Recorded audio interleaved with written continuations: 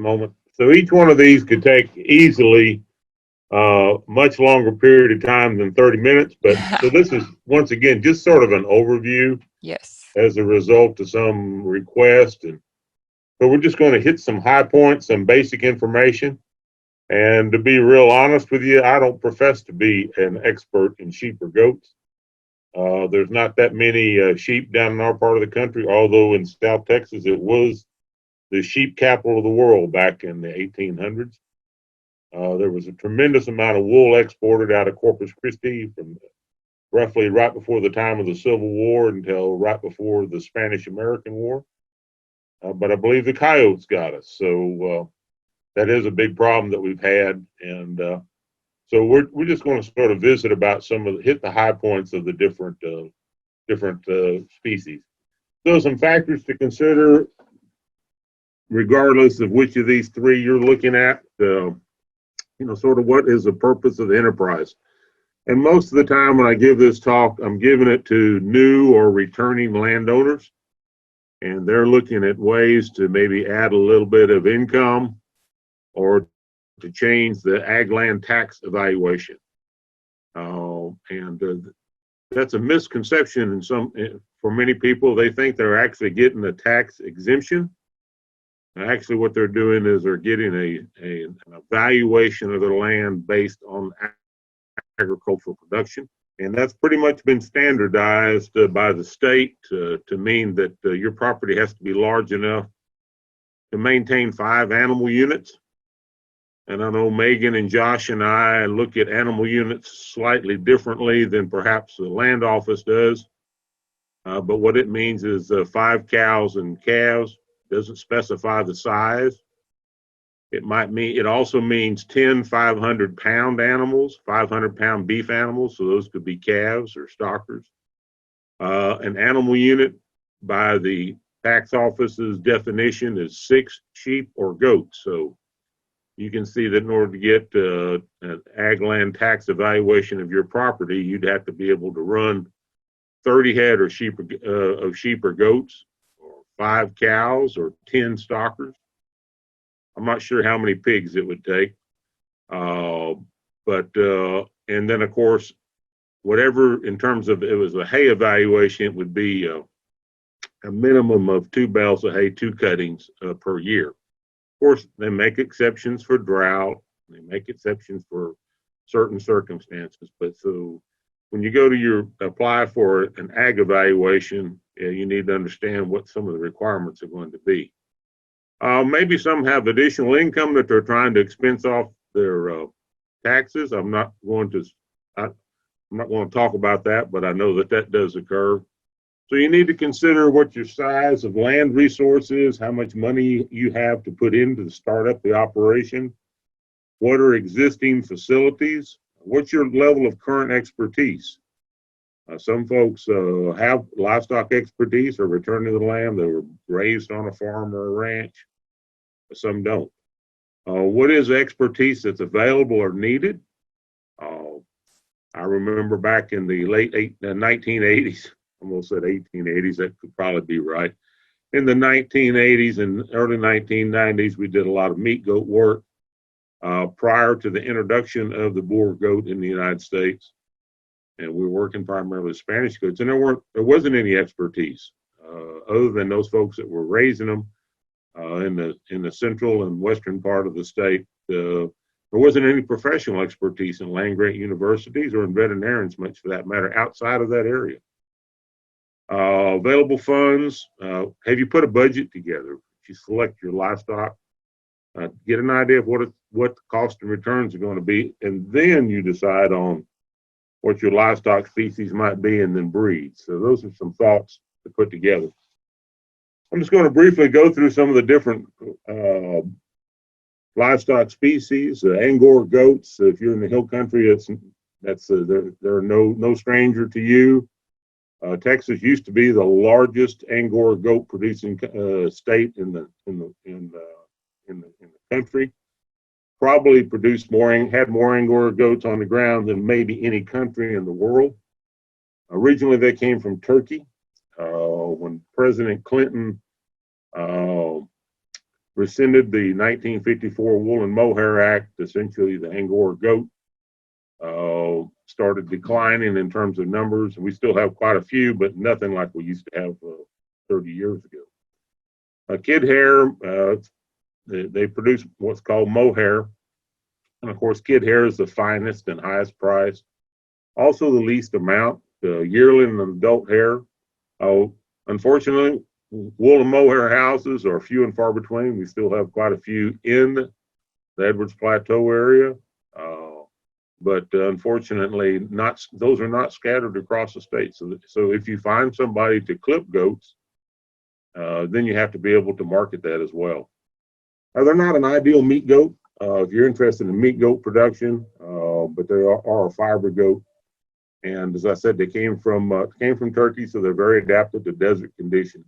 Not much of a local market for the animals, meat or hair. Very specialized in a certain geographic region of the state. Dairy goats are a little bit more ubiquitous. They can be found just about anywhere. There's about 4 major breed types that are out there. Most of us are familiar with one of the two, or 2 of the 4, Alpine and Nubians. Alpines have erect ears and Nubians have drooping ears, as you see the 2 examples there. They're adapted to tropical and subtropical environments. So they eat the same thing that the Angora goats do. People do think that they'll eat a lot of grass, and they will.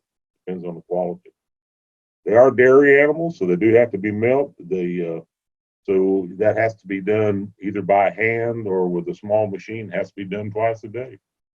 So they're very noted for their very prolific in terms of high kid production. They're good for youth projects. Several of the goat projects are good for youth projects, but their main drawback is that obviously you have to be interested in wanting to be a milk goat producer, producing meat, dairy meat, and dairy meat and cheese as well. They're probably and they're not as expensive as some of the true meat goats, but of course prices vary. Meat type goats, a lot of different kinds. As I said, originally we worked with Spanish meat goats down here, an unimproved brush type. Along about 1990, we started seeing boar embryos come in. Boar goats originally were from South Africa. Those, you see the white goat there with the red head. They had both red and black heads. Actually, the black-headed goat was more preferred in South Africa. The red-headed goat seems to be more preferred in the rest of the world, and very, very meaty. A lot of folks they are not as traditionally browsers as a lot of goats are, as a lot of meat type goats are. They will eat quite a bit of grass. There's a couple of Tennessee goats. The one's a Tennessee meat goat. The other's called a Tennessee fainting goat. So essentially what those are, the Tennessee fainting goat is a mitonic goat. So if you scare that goat, it falls and sort of locks up. Probably not a real good deal for if you're trying to avoid predators, but maybe playing dead works. And then what they did is they took those Tennessee fainting goats and added some meat goat genes, and so now they have a Tennessee meat goat. But it was actually based off of mitonic goats that you see on the top right-hand side. And then Kiko and Pygmy, as you said, Kiko is a very good meat goat. Not as many of them around. Pygmy goats, well, they're just essentially yard goats. I'm sure that they have have a use in terms of meat, but they're not really large. They're more pet, but I throw them in there because they're a breed type of meat goat.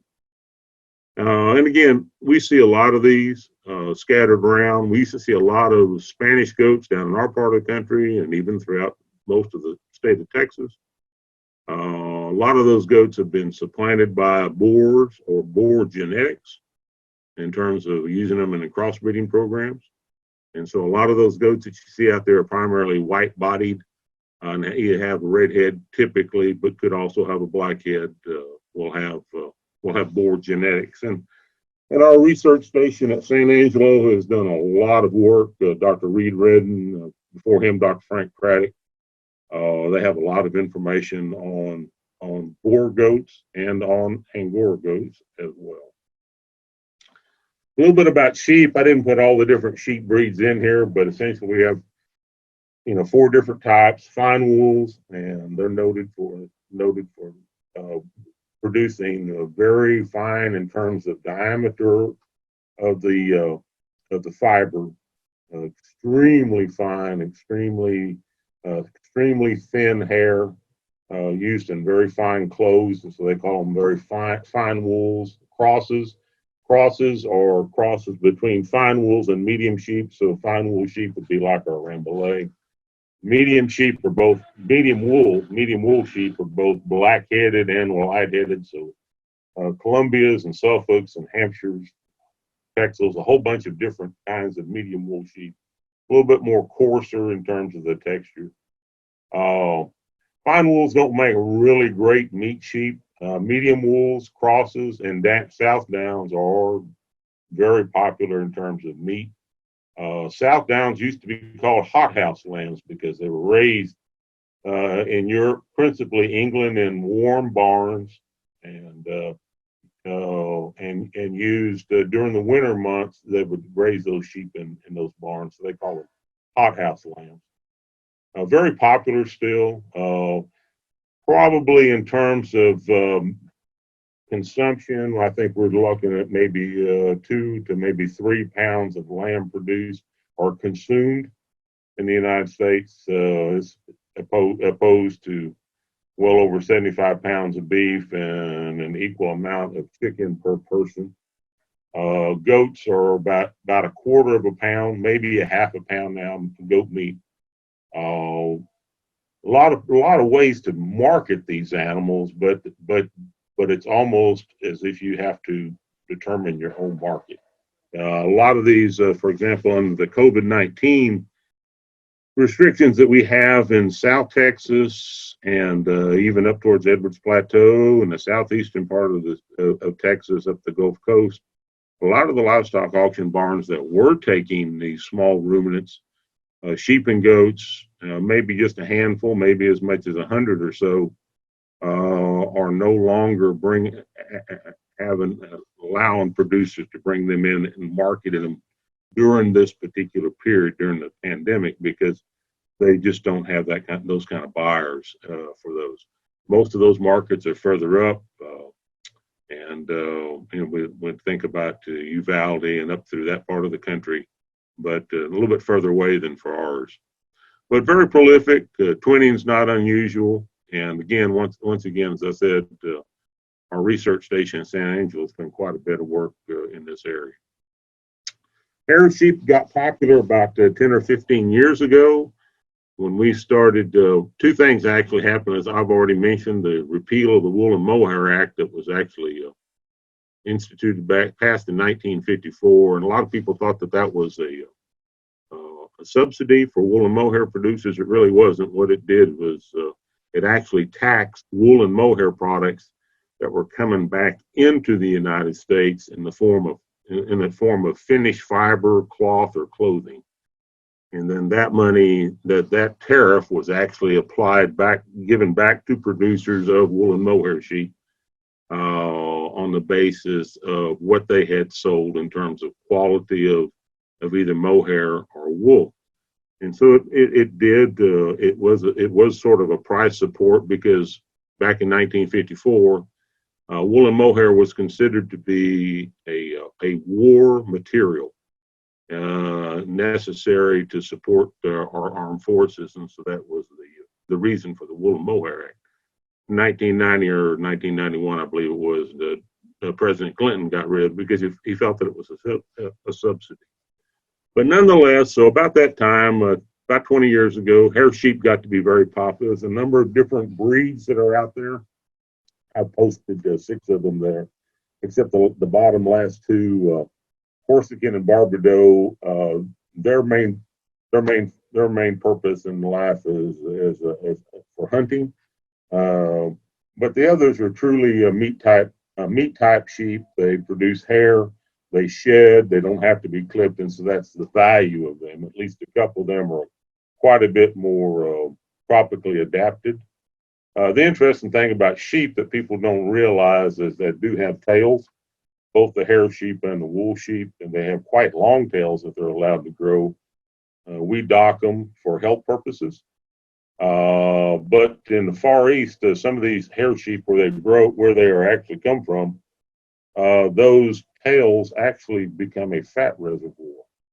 So if they were allowed to maintain their tail, the tail would get very large and very fat, as big as your forearm or perhaps bigger, and that would be a fat reserve during dry periods of time. So, they're adapted to sort of dry climates, and as I said, the benefit of them is that they don't have to be clipped, and they are quite very prolific, and they are a true meat type sheep. So I sort of put this up. This is actually down in the lower Rio Grande Valley. Sheepos for sale or goats for sale. It's most of the time we can sell them through livestock commission companies, and they're based on a graded selection of 1, 2, or 3. That's a USDA type. One is a very healthy, very meaty type lamb or goat.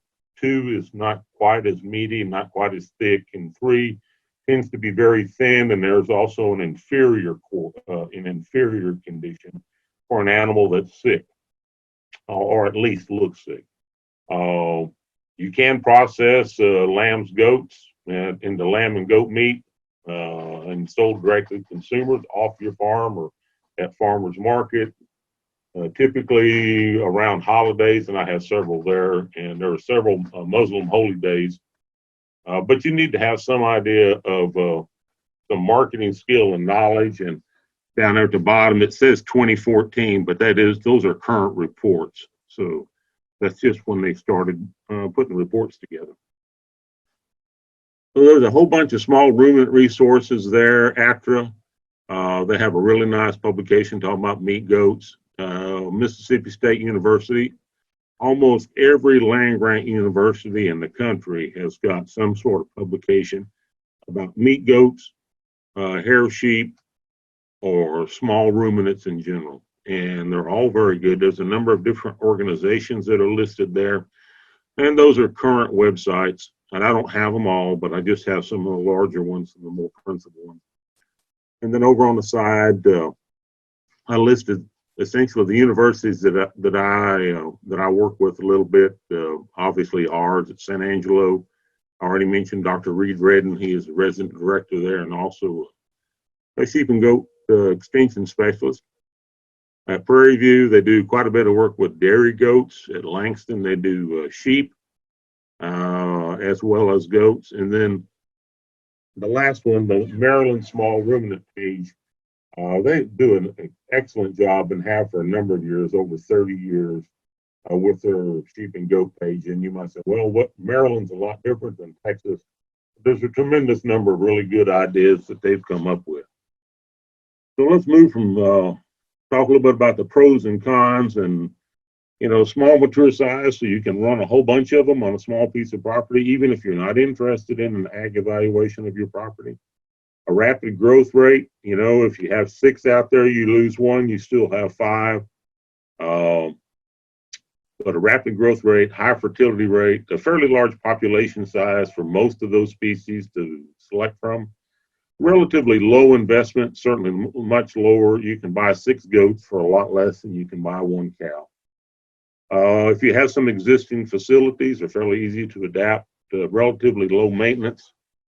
The marketing options are not as good, to be quite honest with you, as some. But again, what's your expertise? A lot more veterinarians, a lot more producers are out there that are willing to share their expertise and have good expertise. Facilities, you may not have any. Predators are huge in some areas. Coyotes are the biggest predator, but there's also predators that, for example, the black-headed buzzard, not the red-headed one, but the black-headed one. Disease issues, internal parasites. We'll step marketed in there because to tell you the marketing is one of those cons. And then of course consumer preferences. You have a very narrow base in terms of of who's going to buy your product. Most of the time when these goats or sheep are gathered up at livestock auction barns, they're going out of state to a processor.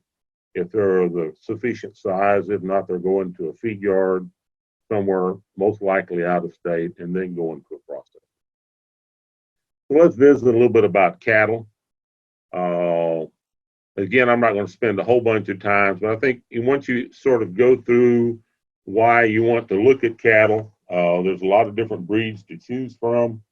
Most of the time, I would suggest to people that are interested in a livestock program, if they decide on cattle, to stay away from purebred cattle.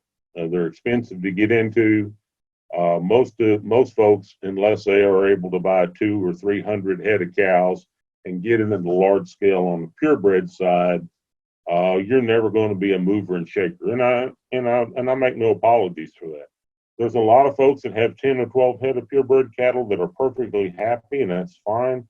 But just make sure that understand that your cost of production, your level of your size is not going to allow you to compete against those guys that are in it with very large numbers of cattle. So that's why we suggest using crossbred individuals.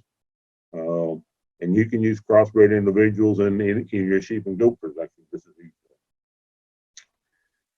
Purchasing and marketing. There's 254 counties in the state. There's about 110 livestock auction barns, and all of them are open. Okay, and they're all taking cattle. The owners, managers are generally cattlemen themselves, very knowledgeable. They have lots of different buyers. They'll sell nearly anything that walks through that ring, but at a price, obviously. You have to understand that there are commission charges, and this applies to your sheep and goats as well as your cattle. They can do some things for you. They can help you buy cattle. They can help you sell cattle. If you know something about your own livestock, this has become very popular as a result of the pandemic. You see a lot of this on Facebook. Folks are creating direct sales of their product. This may have actually started after the Houston Livestock Show and the Star of Texas shows, and the other shows started canceling their livestock shows, and folks had to do something with those show steers that have been on feed. But there's a lot of other breeders that have done this. V8 Ranch, Couture Ranch, actually Rachel and Brandon are marketing their Brahman cattle, Brahman beef through direct sales on Facebook.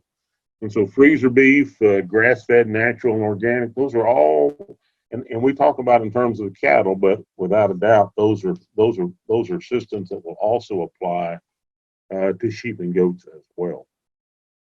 So we look at the advantages of the cow-calf, very large supply, usually very easy to get in, very easy to get out. Once your wife figures out how much you're spending on cows, after you bought them, you can take them right back and get out of the business at the same time.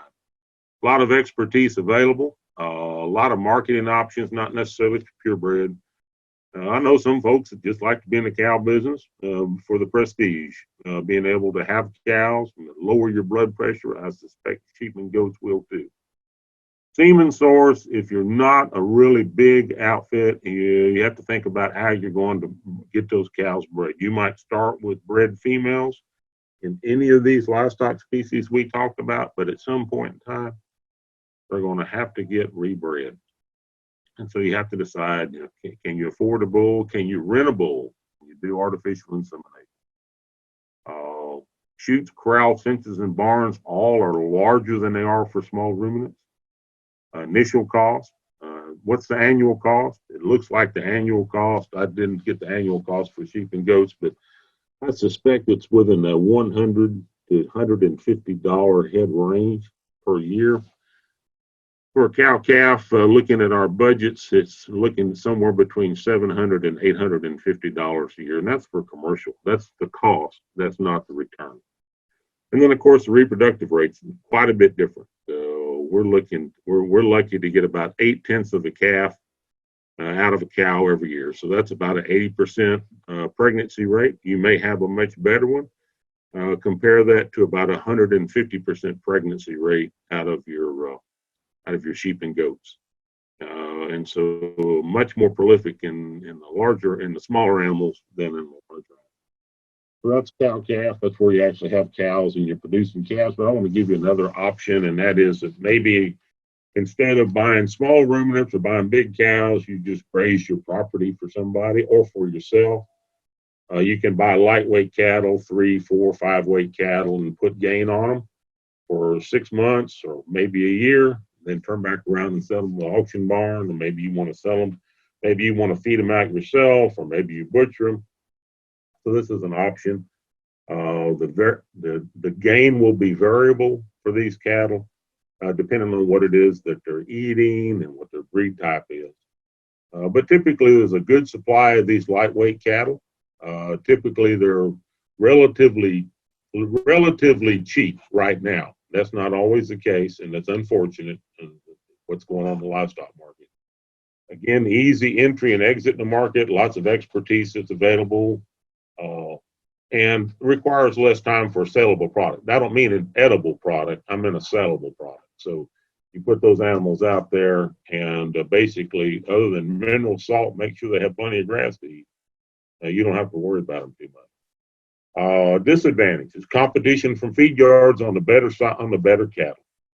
And so if you look at those two pictures of those two individuals that are sitting there, if you're interested in that black baldy heifer there, you're going to pay a lot more for than you are going to that number two heifer, that red number two heifer on the other side. You need good fences and pens because these are young calves and they are curious. And you need to have good fences. You need to have a way to trap them if you need to. Access to equipment and expertise, and most importantly, I think, you have to be really good grass managers to make this particular program work. You can buy your own cattle and raise them yourself like this, or if you're large enough and have enough grass, sometimes you can contract to graze for somebody else, like maybe a feed yard or a backgrounder that's in your area, that you can take a trailer load or half a truckload or even a truckload and get paid either by the month, okay, per animal or on the gain. And so those are things to look at. So some final thoughts. Obviously, most profit for small landowners may be small ruminants. Particular meat goats or some type of a small meat ruminant.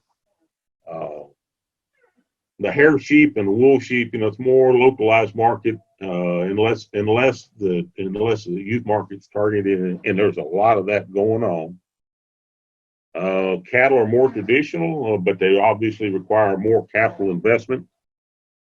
And but to be honest with you, you need to put a budget together. You need to look at which of these fits your expertise, your level of investment, the facilities that you have, the time that you're willing to invest in it. And you might decide that maybe there's a combination of these, or maybe you decide that maybe at least for agricultural production, for agricultural land evaluation, maybe you'll go to wildlife or to hay. But some combination of these should always be considered. I'm going to stop there, Megan. I think I'm about right on time. And if you have any questions, I'll take them. Otherwise, I'm done. Thank you all very much. Thank you very much, Dr. Paschal. We do have a few minutes to chat. And if anybody would like to go ahead and take a break, we were going to start back up exactly at 10:30. So don't be late, but you do have a good 10 minutes right here while we're answering questions. You had some questions a while back about what about running Dorpers and cattle on the same rangeland, and if that would be beneficial to foliage, rangeland, and the money or the market. Yes, yeah. So you could run Dorpers or any other small ruminant and cattle on the same rangeland. In fact, you can do that to help reduce parasitism, realizing that Dorpers are going to graze different than cattle. Cattle obviously are more swath grazers, and Dorpers are a lot more selective, or any of the sheep are a lot more selective. And certainly you could do that. I would probably run the sheep first and follow up with the cattle. Okay, and then it would also spread so you wouldn't have all your eggs in one basket. I realize that right now the sheep and goat market is up one week and down the next week, but depending on how you market, you can certainly take out some of the ups and downs in both the livestock, both the cattle, and also in the sheep market. What was the other one? Can Dorper bucks breed Columbia crossbred woolies? I don't know why they couldn't, but I'd be quite honest with you, I'd have to ask I'd have to ask Reed if they have any work on that. Okay. How long do you think it will take for the cattle market to get better with the pandemic affecting so many things? That's an ag economist question, but to be real honest with you, what we're seeing right now are the effects of long-term contracts and a lot of I don't want to say I guess apprehension as to what's going on further down the line. We're sort of at the peak of our cattle numbers, and we're sort of thinking about we're at that point that we're on the cattle side that we're going to decline, but in terms of numbers. So probably in the next couple of years, we should see numbers start to decline and prices start to come up. But the fly in the ointment is the dairyman. And so cull dairy cows contribute to the meat supply, to the beef supply. And right now, those poor guys those poor producers are dumping their milk because they don't have a way to market about anywhere from a quarter to a half of it. And so they're going to probably cull some dairy cows, and that might extend that. And the other fly in the ointment is that we've got plenty of meat in the pipeline, plenty of meat in the freezers. And I'm not just talking about beef, but pork and chicken. And so the long term is that I think prices will come back, but short term, I think we're in for this for 6 to 12 months. But I'm not an ag economist.